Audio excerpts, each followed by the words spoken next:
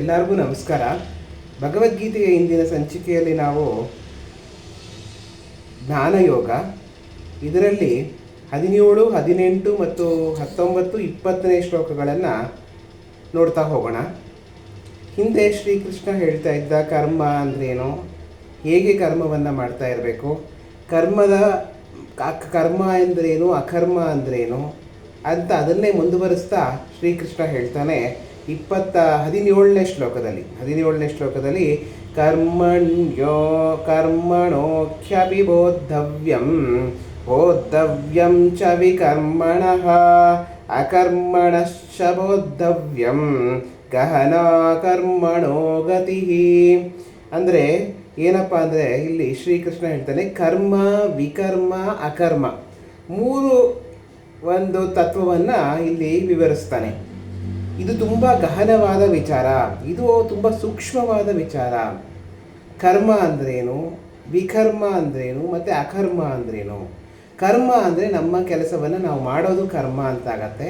ತೀರಾ ಸಾಧಾರಣವಾಗಿ ಹೇಳಬೇಕು ಅಂದರೆ ವಿಕರ್ಮ ಅಂದರೆ ನಮ್ಮದಲ್ಲದ ಕೆಲಸವನ್ನು ಮಾಡೋದು.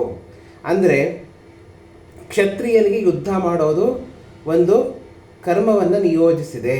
ಅವನು ಯುದ್ಧ ಮಾಡಬೇಕು, ಶತ್ರುಗಳ ಜೊತೆ ಹೋರಾಡಬೇಕು, ರಾಷ್ಟ್ರವನ್ನು ರಕ್ಷಣೆ ಮಾಡಬೇಕು ಅನ್ನೋ ಒಂದು ಕೆಲಸವನ್ನು ಅವರಿಗೆ ನಿಯೋಜಿಸಿದೆ. ಅದನ್ನು ಬಿಟ್ಟು ಬೇರೆದನ್ನು ಮಾಡೋಕ್ಕೆ ಹೋಗೋದು.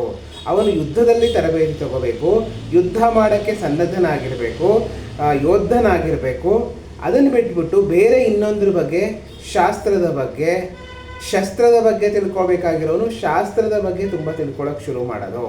ಇದು ವಿಕರ್ಮ ಆಗತ್ತೆ. ತನ್ನ ಕೆಲಸವನ್ನು ಬಿಟ್ಟು ಬೇರೆಯವರ ಕೆಲಸಕ್ಕೆ ಕೈ ಹಾಕೋದು. ಅಕರ್ಮ ಅಂದರೆ ಅದನ್ನೇ ಇಲ್ಲಿ ಕೃಷ್ಣ ಹೇಳ್ತಾ ಇರೋದು. ಕರ್ಮವನ್ನು ಮಾಡ್ತಾ, ನಿನ್ನ ಕೆಲಸವನ್ನು ಮಾಡ್ತಾ ಅದರ ಫಲದ ಬಗ್ಗೆ ಅಷ್ಟು ಅಪೇಕ್ಷೆ ಪಡದೇ ಇರೋದು. ಫಲದ ಬಗ್ಗೆ ವಿಮುಕ್ತರಾಗಿ, ಫಲ ಅಪೇಕ್ಷೆಯ ಬಗ್ಗೆ ಹೊರಗಡೆ ಬಂದು ಕೆಲಸ ಮಾಡೋದು. ಕೆಲಸವನ್ನು ಅಚ್ಚುಕಟ್ಟಾಗಿ ಮಾಡೋದು. ಆದರೆ ಆ ಕೆಲಸದ ಫಲವನ್ನು ತೀರಾ ಹಚ್ಕೊಳ್ಳದೆ ಇರೋದು ತಲೆಗೆ, ಅದನ್ನು ಅಕರ್ಮ ಅಂತ ಕರೀತಾರೆ ಅಂತ ಶ್ರೀಕೃಷ್ಣ ಇಲ್ಲಿ 17ನೇ ಶ್ಲೋಕದಲ್ಲಿ ಹೇಳ್ತಾರೆ. ಅದನ್ನೇ ಮುಂದುವರಿಸ್ತಾ 18ನೇ ಶ್ಲೋಕದಲ್ಲಿ ಕರ್ಮಣ್ಯ ಪಶ್ಯದ ಅಕರ್ಮಣಿಶ್ಚ ಕರ್ಮಯಃ ಸ ಬುದ್ಧಿಮಾನ್ ಮನುಷ್ಯೇಶು ಸಯುಕ್ತ ಕೃತ್ಸ್ನ ಕರ್ಮಕೃತ್ ಅಂತ ಶ್ರೀಕೃಷ್ಣ ಹೇಳ್ತಾನೆ. ಅಂದರೆ ಏನಪ್ಪ ಅಂದರೆ ಯಾರು ಕರ್ಮ ಮತ್ತು ಅಕರ್ಮ ಎರಡನ್ನ ಸಮವಾಗಿ ಮಾಡ್ತಾರೋ, ಕರ್ಮದಲ್ಲಿ ಅಕರ್ಮವನ್ನು, ಅಕರ್ಮದಲ್ಲಿ ಕರ್ಮವನ್ನು ನೋಡ್ತಾರೋ ಅವನು ಬುದ್ಧಿವಂತ, ಅವನು ಜ್ಞಾನಿ ಅಂತ ಶ್ರೀಕೃಷ್ಣ ಹೇಳ್ತಾನೆ. ಕರ್ಮದಲ್ಲಿ ಅಕರ್ಮ ಅಂತ ಹೇಳಿದ್ರೆ ಅದು ಎರಡೂ ಒಂದೇ ಥರನೇ ಆಗತ್ತೆ. ಕರ್ಮದಲ್ಲಿ ಅಕರ್ಮ ಅಂದರೆ ನಾನು ಕೆಲಸ ಮಾಡ್ತಾ ಇದ್ರೂ ಕೂಡ ಕೆಲಸದ ಒಂದು ಫಲದ ಬಗ್ಗೆ ಯೋಚನೆ ಮಾಡದೇ ಇರೋದು, ಅದು ಅಕರ್ಮ ಆಗುತ್ತೆ. ಅಂದರೆ ಕೆಲಸವನ್ನು ಮಾಡ್ತಾ ಇದ್ದೀನಿ, ಕೆಲಸವನ್ನು ತೀರಾ ಅಚ್ಚುಕಟ್ಟಾಗಿ ಮಾಡ್ತಾ ಇದ್ದೀನಿ, ಆದರೆ ಅದರ ಫಲದ ಬಗ್ಗೆ ಯೋಚನೆ ಮಾಡ್ತಾ ಇಲ್ಲ. ನನ್ನ ಕೆಲಸ ಇದು, ನನಗೆ ಇದು ಪರಮಾತ್ಮ ಒಂದು ವಹಿಸಿರುವ ಕೆಲಸ, ಇದು ನಾನು ಮಾಡ್ತಾ ಇರೋದು ಪರಮಾತ್ಮನ ಕೆಲಸ, ಪರಮಾತ್ಮನೇ ಮಾಡಿಸ್ತಾ ಇರೋ ಕೆಲಸ ಅಂತ ಮಾಡ್ಕೊಳ್ಳೋದು ಅಕರ್ಮ ಆಗುತ್ತೆ. ನಾನು ಇದನ್ನು ಮಾಡಿದ್ರೆ ಅದು ಬರುತ್ತೆ ಅಂತ ಮಾಡ್ತಾ ಇಲ್ಲ. ನನ್ನ ಕೆಲಸ ನಾನು ಅಚ್ಚುಕಟ್ಟಾಗಿ ಮಾಡಬೇಕು, ಇದು ಸಮಾಜದಕ್ಕೋಸ್ಕರ ಮತ್ತು ಭಗವಂತನ ಪ್ರೀತಿಗೋಸ್ಕರ ಅಂತ ಮಾಡ್ತಾ ಇದ್ದೀನಿ ಅನ್ನೋದು ಅಕರ್ಮ ಆಗತ್ತೆ. ಅಕರ್ಮದಲ್ಲಿ ಕರ್ಮ, ಅಕರ್ಮ ಅಂದರೆ ಕೆಲಸ ಮಾಡದೇ ಇರೋದು ಅಂತ ಅಲ್ಲ. ಅಕರ್ಮದಲ್ಲಿ ಫಲಾಪೇಕ್ಷೆ ಪಡೆದೇನೆ ಕೆಲಸ ಮಾಡೋದು, ಫಲಾಪೇಕ್ಷೆಯನ್ನು ಬಿಟ್ಟು ಕೆಲಸ ಮಾಡೋದು, ಇದು ನನಗೆ ವಹಿಸಿರ್ತಕ್ಕಂತಹ ಕೆಲಸ ಅಂತ ತಿಳ್ಕೊಂಡು ಅದನ್ನು ಮನಸ್ಸಲ್ಲಿ ಇಟ್ಕೊಂಡು, ಕೆಲಸವನ್ನೇ ಮನಸ್ಸಲ್ಲಿ ಇಟ್ಕೊಂಡು ಕೆಲಸ ಮಾಡೋದನ್ನು ಅಕರ್ಮ ಅಂತ ಹೇಳ್ತೀವಿ ಅಂತ ಶ್ರೀಕೃಷ್ಣ ಇಲ್ಲಿ ಹೇಳ್ತಾನೆ. ಯಾರು ಇದನ್ನು ಸೂಕ್ಷ್ಮವನ್ನು ಅರ್ಥ ಮಾಡ್ಕೊಂಡಿರ್ತಾರೋ, ಇದನ್ನು ತೀರಾ ಬಿಡಿಸಿ ಹೇಳೋಕ್ಕೂ ಆಗಲ್ಲ.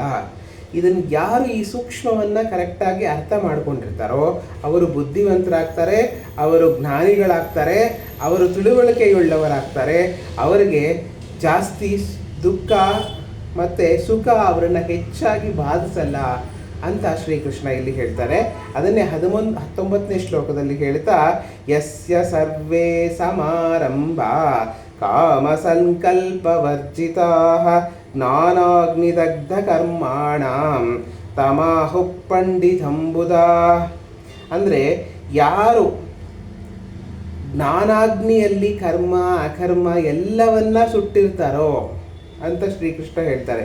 ಯಾರು ಕರ್ಮ ಕಾಮ ಸಂಕಲ್ಪಗಳಿಂದ ಪಾರಾಗಿ ಕರ್ಮಗಳು ಜ್ಞಾನಾಗ್ನಿ, ಜ್ಞಾನ ಎಂಬ ಅಗ್ನಿಯಿಂದ ಸುಡಲ್ಪಟ್ಟಿದೆಯೋ ಅವರು ತುಂಬ ಬುದ್ಧಿವಂತರಾಗಿರ್ತಾರೆ, ಅವರು ಜ್ಞಾನಿಗಳು, ಪಂಡಿತರು ಅಂತ ಕರೆಯಲ್ಪಡ್ತಾರೆ ಅಂತ ಶ್ರೀಕೃಷ್ಣ ಹೇಳ್ತಾನೆ. ಜ್ಞಾನಾಗ್ನಿ ಅಂದರೆ ನಾನು ಹಿಂದೆ ಹೇಳಿದೆ, ಜ್ಞಾನಿಗಳು ಯಾರು? ಕರ್ಮ ಅಕರ್ಮದ ಒಂದು ಸೂಕ್ಷ್ಮತೆಯನ್ನು ತಿಳಿದುಕೊಂಡಿರೋರು, ಕರ್ಮ ಪರದ ಬಗ್ಗೆ ಅಷ್ಟು ಯೋಚನೆ ಮಾಡದೇ ಇರೋರು, ನನ್ನ ಎಲ್ಲ ಕೆಲಸಗಳು ಈ ಸಮಾಜಕ್ಕೋಸ್ಕರ ಅಂತ ಸಮರ್ಪಣೆ ಮಾಡಿ ಕೆಲಸ ಮಾಡೋರು, ಅವರು ಜ್ಞಾನಿಗಳು ಅಂತ ಹೇಳಿದೆ. ಇಂತಹ ಜ್ಞಾನ ಎಂಬ ಅಗ್ನಿಯಲ್ಲಿ ಯಾರು ಸುಡಲ್ಪಟ್ಟಿರ್ತಾರೋ ಅವರು ತೀರಾ ಸರಿಯಾಗಿ ಕೆಲಸವನ್ನು ಮಾಡ್ತಾರೆ. ಅಂತಹವರ ಕೆಲಸ ಅತ್ಯುತ್ಕೃಷ್ಟವಾಗಿರುತ್ತೆ, ತುಂಬ ಚೆನ್ನಾಗಿರುತ್ತೆ. ಅವರ ಕೆಲಸ ನಮ್ಮ ಒಂದು ಚಿರಂಜೀವಿ ಆಗಿರುತ್ತೆ ಅಂತ ಶ್ರೀಕೃಷ್ಣ ಇಲ್ಲಿ ಹೇಳ್ತಾನೆ. ಅವರು ಯಾರು ಕರ್ಮ ಮತ್ತು ಅಕರ್ಮಗಳನ್ನು ಜ್ಞಾನಿಯಲ್ಲಿ ಬೇಯಿಸಿರ್ತಾರೋ ಅಂತಹವರ ಕರ್ಮ ತೀರಾ ಶ್ರೇಷ್ಠವಾಗಿರುತ್ತೆ ಅಂತ ಶ್ರೀಕೃಷ್ಣ ಇಲ್ಲಿ ಹೇಳ್ತಾನೆ.